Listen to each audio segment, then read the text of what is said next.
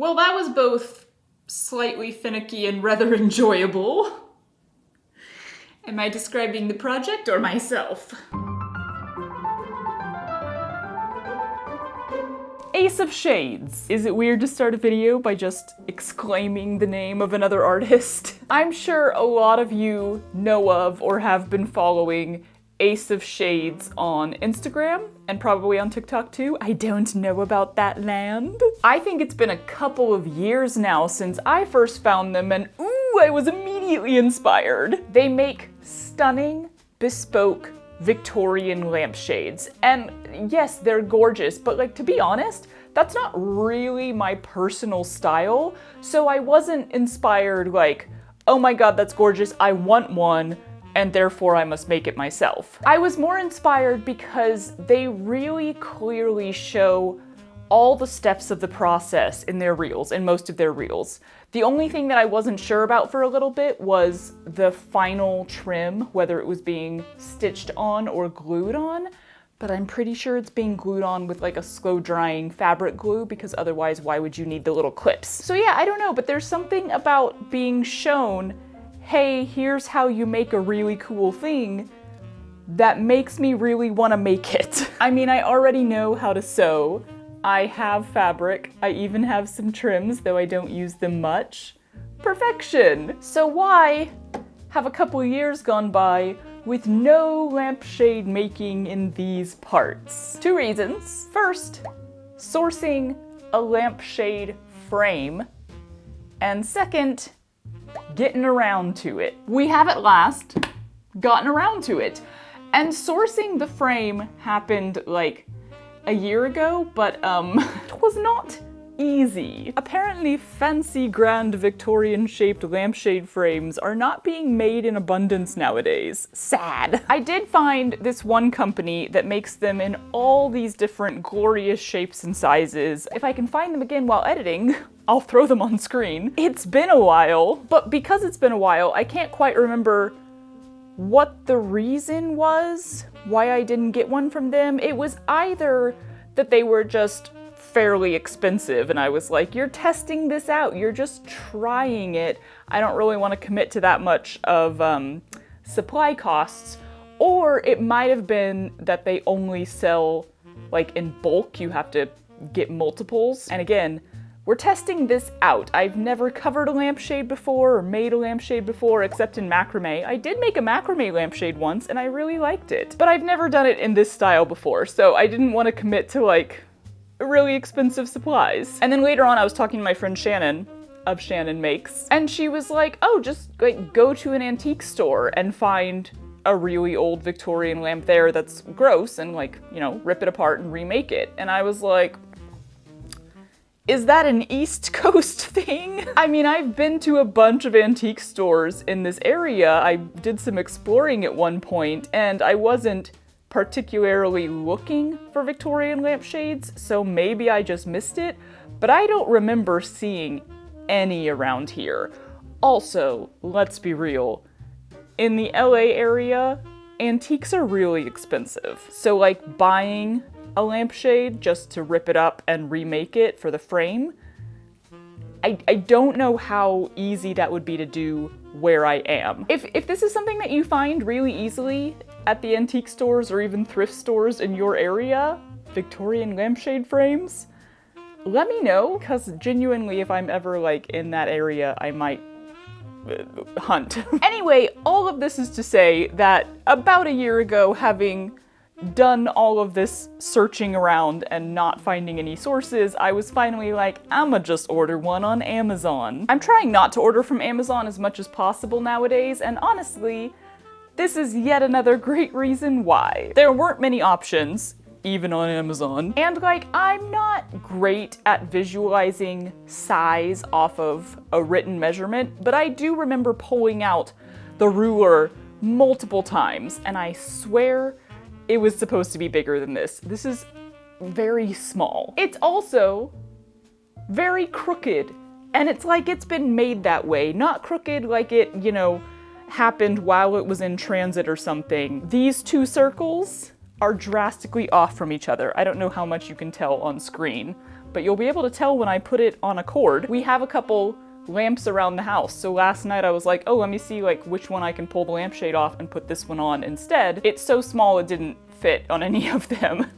But I did have this just cord, like a hanging cord from back when I made my macrame lampshade. It came in a pack of 2. So this one does fit. I guess it's gonna be a hanging lamp. There it is. Yeah, see how crooked it's hanging? Anyway, and it was still like over 20 bucks for this, so not at all worth it. But I have it now, so I'm not gonna waste it. And I am really excited to finally test out this style of lampshade making. There's so many like pieces and steps to the process, and you get to put together the different fabrics and trims. I have a feeling I'm really gonna like doing this. And then I'm gonna be like, what do I do with these lampshades? I don't know. Next time I will commit to the big fancy frame. This time, we're going with little cheapy over here. Let's start by seeing if I can straighten it out. Speaking of frames, let's take a quick break to talk about the sponsor of today's video, Pair Eyewear. If you love your glasses to match your outfit, be a part of your personal style, but you maybe don't want a massive stash of frames in your nightstand drawer, then Pair Eyewear has the perfect solution. They make high-quality, affordable glasses in a variety of frame shapes and then let you mix it up with their collection of top frames. I wanted to try some smaller and lighter colored frames than my usual ones, something to brighten up my look. So I used their virtual try-on feature to check how the Larkin glasses looked on me in various colors and decided on the blue clear. But that's a pretty specific color choice, right? Like that's not gonna look good with every outfit. Ba-bam! Totally different color without having to get a second pair of glasses. The top frames are light, they snap easily into place, and they aren't going anywhere, even if you like to headbang to your music. Pair offers so many different colors and patterns. Y'all, I got daisies. So freaking cute. It's not just about color choices though. They also offer sun tops. I have barely worn sunglasses in the last decade or more because I rarely wear contacts anymore, and stacking 2 pairs of glasses on top of each other?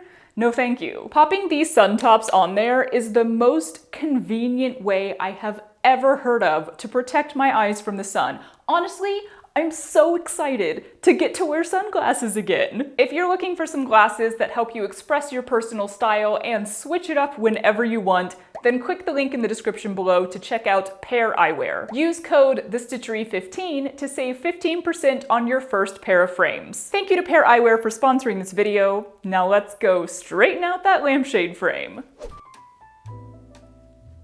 We're about a solid inch off.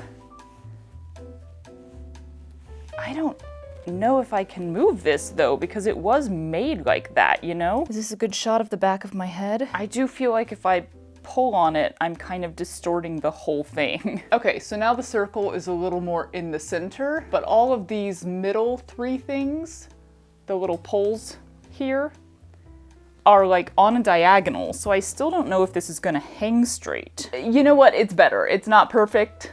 It's still hanging a little bit crooked, but yeah, it's better. It's good enough. Let's choose some fabrics and some trims. Oh, this still looks so crooked. Oh my god. I'm really tempted to just pause this and go commit to the expensive frame that I found before. But I don't know, I might hate doing this. Unlikely, but whatever, we're using what we have. I picked up a few things at Quilting for Community the other day. One, a bunch of twill tape, because you do have to start the whole process by wrapping the whole frame with this stuff so that you have something to sew to. Yeah, this is the only stuff they had there because, you know, thrift store, you never know what they're gonna have, and it is a bit wide. I think you would normally use one that's like half or even a third this width. So we'll see if this works. I think I do already have some as well. Okay, lies. I guess I don't have any twill tape. Maybe I used it for something, but I did pull other stuff that could work for this. Oh no, pins. I suppose you could also just use regular bias tape for this. Like in a pinch, you could even make your own bias tape. You just want it to have that diagonal bias ability to like stretch and go on a curve. So the other thing I got at Quilting for Community are these 2 tassel trims because I knew I didn't have anything in my stash that has like hanging stuff on it. It's just not something I normally stock up on. These are kind of falling apart in a few places, but again, this is a test, so it's not a big deal. I can try to mend those. We've got a pink and a blue, and there wasn't a long amount of either. So the question is, will this even go around my circumference? I don't know why I framed it like this. Why are you like half off the desk? Okay, the pink one's in a little better shape, so let's start with that. Doing lampshades would give me a reason to buy trim finally, because I do buy trim. Somebody was asking this the other day, like, do I ever buy trim because I don't sew with it much? And I was like, yeah, I do buy it. And then I'm like, why did you buy all that? Because it's so pretty.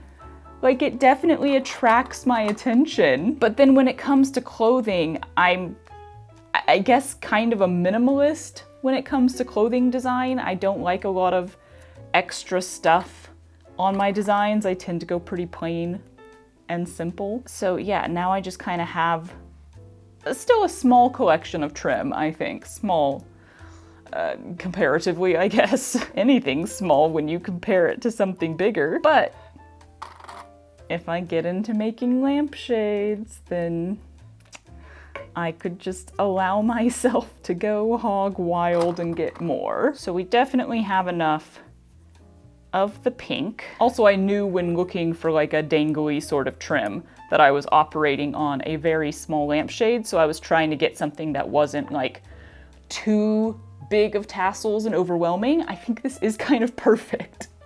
Look how cute that is. Bloop, bloop, bloop, bloop, bloop, bloop. It looks like a little jellyfish. Oh my god, it does look like a jellyfish. All right, so I might go with the pink because that's kind of cute. And I do have this trim right here, which, okay, is not actually the same color at all. But I could do this like cream beige colored trim because you want something covering all of the spines, basically. You don't have to. No, you kind of do have to, because when you stretch the fabric over, you sew it onto those spines, and so you have just like the ends of fabric with a whip stitch there. It ain't pretty. So you do want something covering up all of the spines. So supplies so far, we've got the frame, the twill tape, a flat trim, a dangly trim, clips. I think clips are going to be very, very necessary for this. Last thing we need then is fabric. Okay, so there are a couple fabrics that immediately stood out to me in this color scheme, although I would kind of like to use scraps for this. I'm not sure that I've ever made anything in this color of pink, so I don't know that I have scraps. Let me check though. And yeah, I'm not seeing a ton of pink. The pink there is just not the right color. Oh y'all, I need to do scrap projects. So the scrap bin comes up empty, but I do have a few other options here. Also a puppy, cause always a puppy.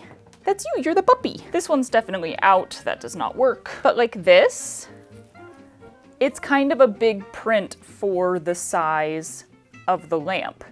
But color-wise, it works pretty well. The background is pretty white to be using a mauve. I feel like, or not a mauve, a cream colored with it. I feel like it could kind of work because there's brown, so it almost like blends the white and the brown together by using an off-white. This one with the purple is actually kind of a fun match because it brings in another color. Yeah, that's not the right color. That one's not gonna work. And then this one is actually like a knit material kind of stuff, but it is see-through and it's, you know, your cream color, so it obviously works color-wise. You could almost do that and this together. Would this be crazy? I mean, that is one thing I like seeing with Ace of Shades is that, you know, they're using a lot of different colors on every single lampshade. There's a lot going on, which I think is sort of that Victorian vibe, is just like more is more. I think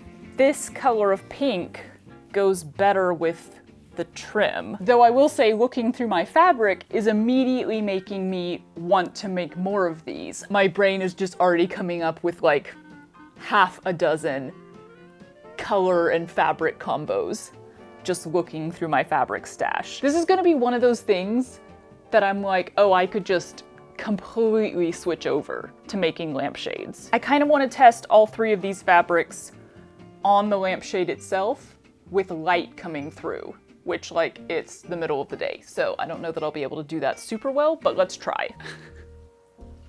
The light bulb is longer than the frame. Oh well.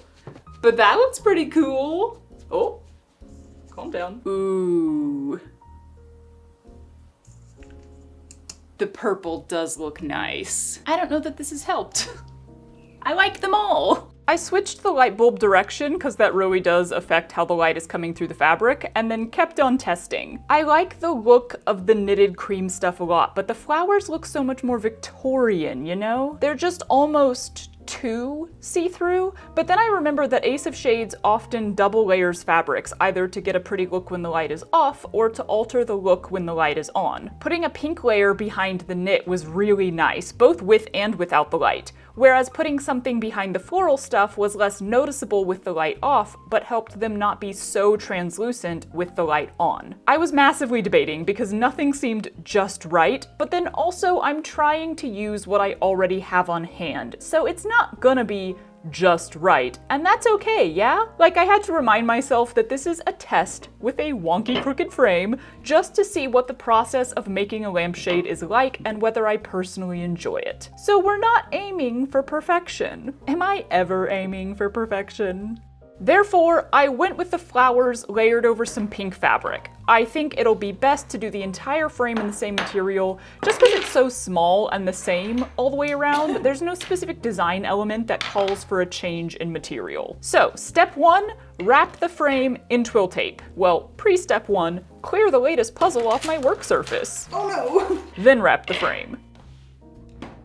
Ready! It took me about 15 seconds to realize why you can't use this wide of twill tape to wrap a lampshade frame, especially one this small. Not only does it not take the curves in the corners very well, but it also gets super bulky from so many layers being stacked on top of each other. I think I have to get smaller twill tape, which I'm pretty sure is gonna require me to order it. Is this whole project going on hold? Could be. I really didn't want to pause and order a new supply, so I pulled some really thin lining material from my closet and cut out a super long but very thin strip on the bias. This isn't ideal because as you wrap it around the frame, the edges start to fray more and more, so it doesn't look the neatest. However, for a test run of this craft, it'll work. We're making do with what we have. And it's all gonna be covered by the fabric on the outside anyway, so it's fine. Let's do the rest. I don't know if there's some clever way you're supposed to wrap the whole frame with one piece, but I'm not even gonna bother trying since my bias strips are only so long anyway. I do highly recommend using a dot of glue at the start and end of each piece. For the briefest moment, I was like, I could totally just hold this in place until it's secured by its own tension. No, nope, not worth it. Glue.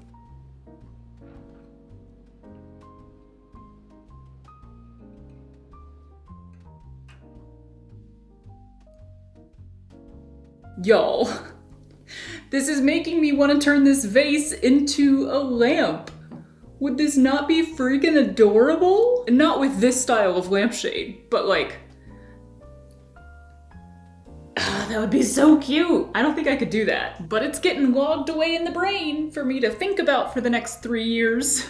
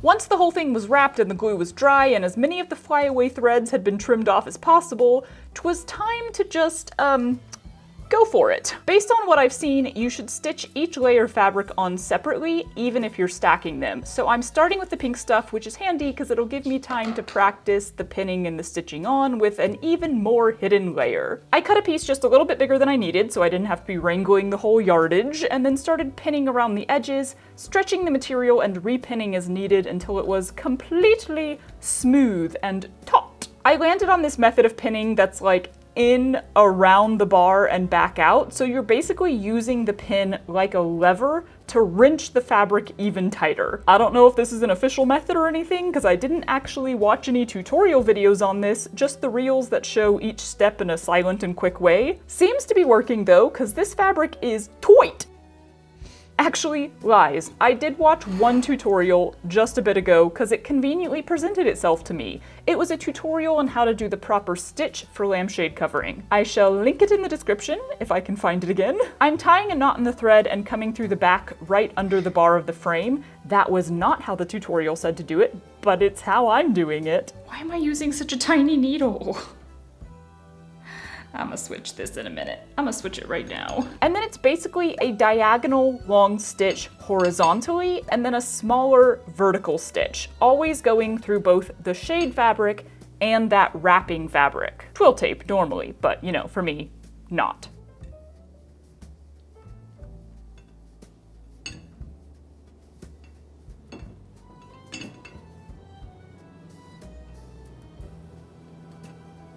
I realized about halfway across this first bar that I'm actually doing this backwards, as in you're supposed to be stitching in the direction of the tension, which would be outward from the frame, whereas I'm stitching inwards towards the center of the fabric, yeah? I went ahead and continued that way to the first bend, and then pulled out the pins to check if it's okay, and yeah, I think it's fine. But I am gonna switch to the proper outward method from now on.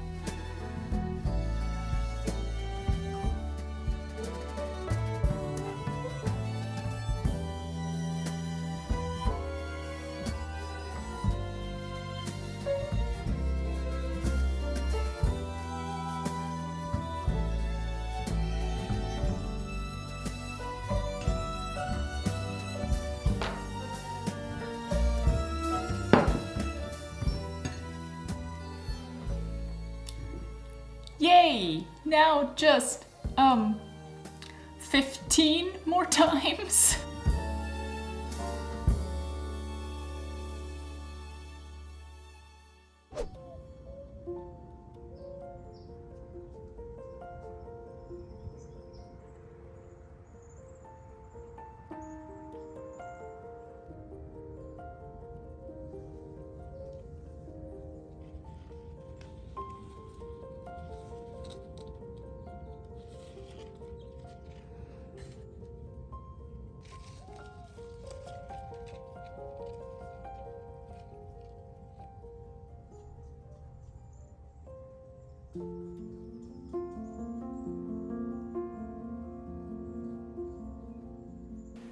Good morning. It is an overcast, peaceful, chilly day outside, or at least the morning is. That could completely change by afternoon, but I'm hoping that the whole day stays that way and I can leave the door open and not turn the AC on, and it would be so nice. Sometimes this is how I remember that it's a weekend, because I don't really have any reason to keep track of weekends, because I work 7 days a week. But sometimes I'll go outside in the morning and I'm like, it's extra peaceful out here today, and then it's either a Saturday or a Sunday. First layer is complete.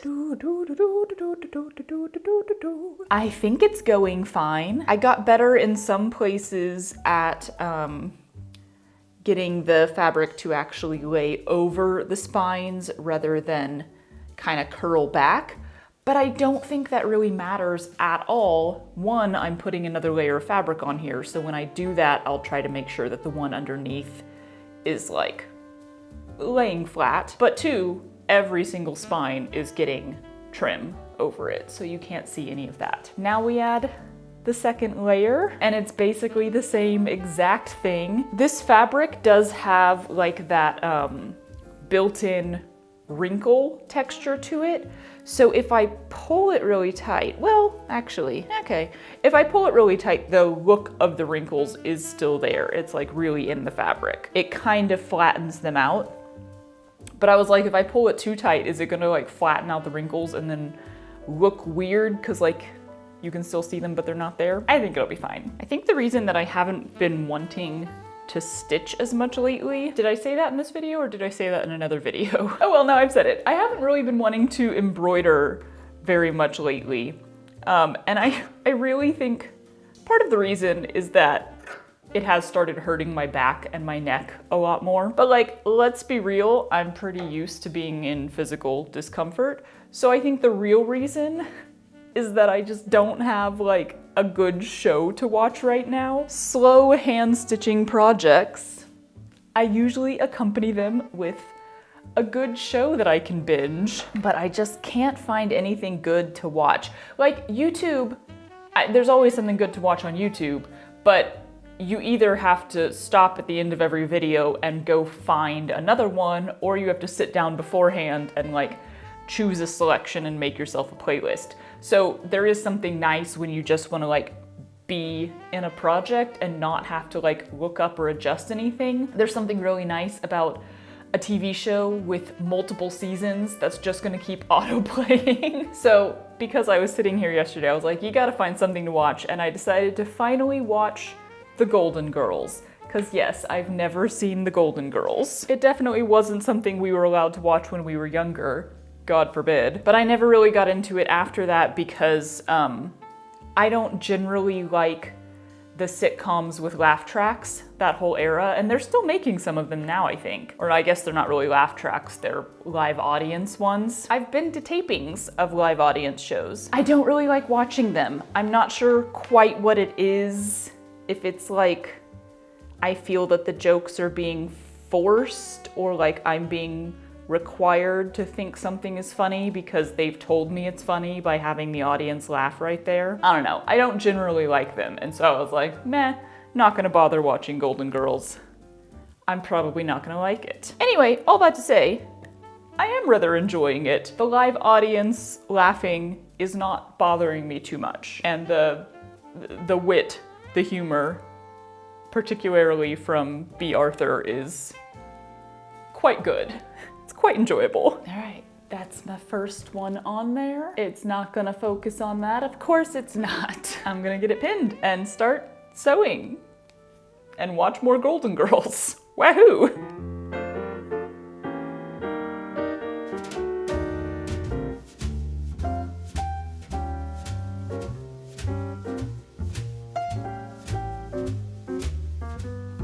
The thin fabric I used to wrap the frame, I wouldn't say it's hard to stitch through or anything like that, but I do have a feeling that the twill tape is a little easier to catch with your needle and to just know for sure that you've caught because it's more textured. This definitely worked fine for a test though.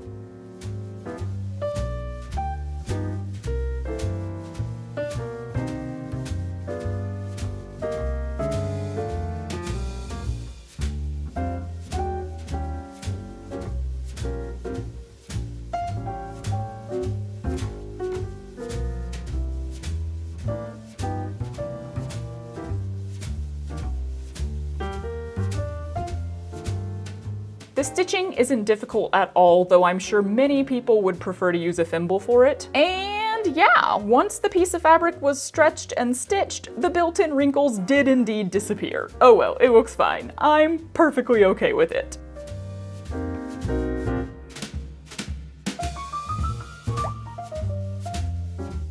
Okay, the sewing part is done. Well, no, the fabric part is done. I tried to kind of alternate the brown flowers with the pink flowers. I think it turned out pretty well. So from here, it's basically just trim city the rest of the way. And theoretically, I could just glue all of this on. I really do think that's like the normal way for a lot of people to do it. However, it doesn't seem like it would be that difficult to sew it on. I even have some curved needles if that will make it easier to kind of go through. So I'm gonna do one spine and just test sewing it on there and see how that looks. And if I don't like sewing it on there, then I can glue it. Let me start with the regular needle. We'll see how that goes.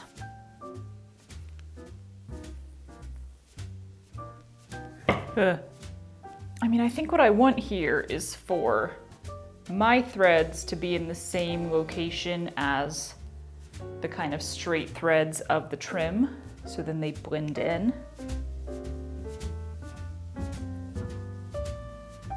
They're blending in really well. I can't remember where I just stitched.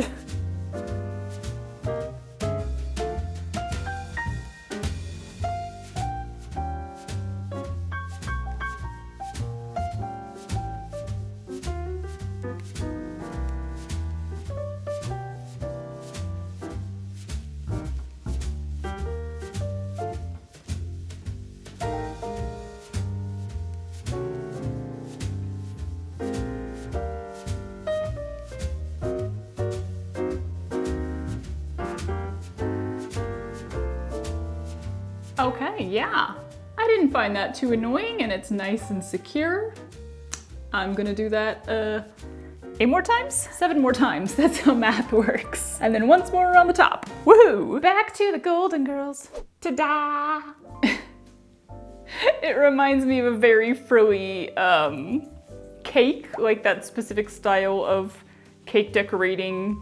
I think that was popular in the 70s. One last step.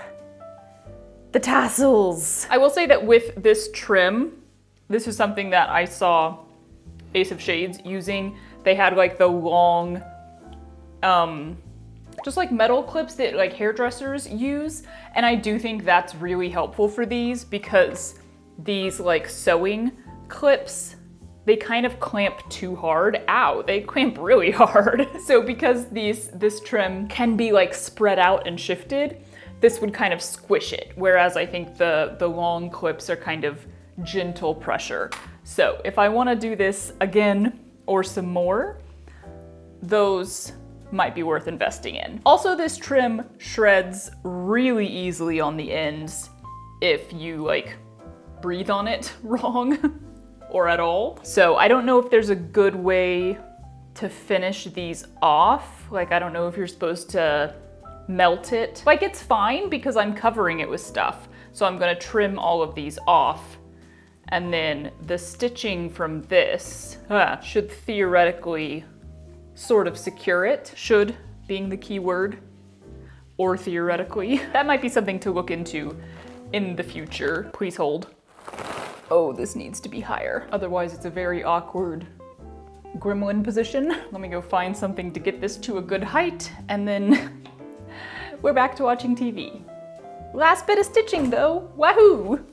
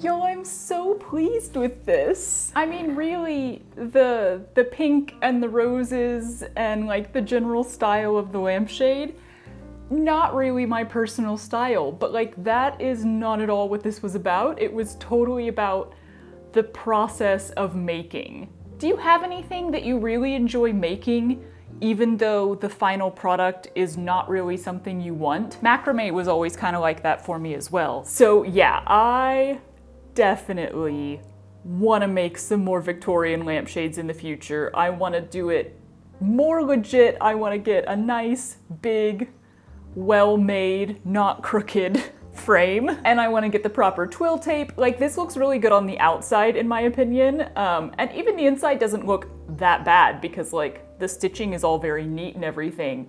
But all of my, my bias tape, kinda, not really, my strips of fabric that I wrapped the frame with are all fraying, of course, because the edges were just totally free. So if you look close, you see all the little hairs everywhere. But actually, beyond that, it looks pretty nice on the inside too because of that pink lining. And then, yeah, definitely, like, you could glue down the trim if you wanted to. I don't think you can glue the fabric. You do have to commit to sewing that. But it wasn't that hard to stitch the trim on either, and I think it looks really nice. I don't think you'd be able to see a difference between glue or stitching, quite honestly. Yeah, and next time also, like, I can do one that I get an actual base for so that I can, yeah, display it properly. I'm not so in love that I'm gonna drop everything on my list and go out and get supplies right now. Hello, fly. Can you tell all the doors are open? But I am in love with lampshade covering enough that I want to do it again pretty dang soon. This little guy took, what, approximately, I looked at it last night, 30 episodes of the Golden Girls to stitch? A little bit more than that. I was on the phone with Matt for like one entire piece of fabric. So 30 plus episodes of TV is your time frame if anybody cared how long that took me. Bloop, bloop, bloop, bloop, bloop. The tassels are fun. Yeah, okay. Not much else to say other than loved that. Later, taters. Ow! I knew I was gonna step on that stick. Get off. These flies, man. Come to me. Here am I. I don't know why I felt like eating goldfish would make that better.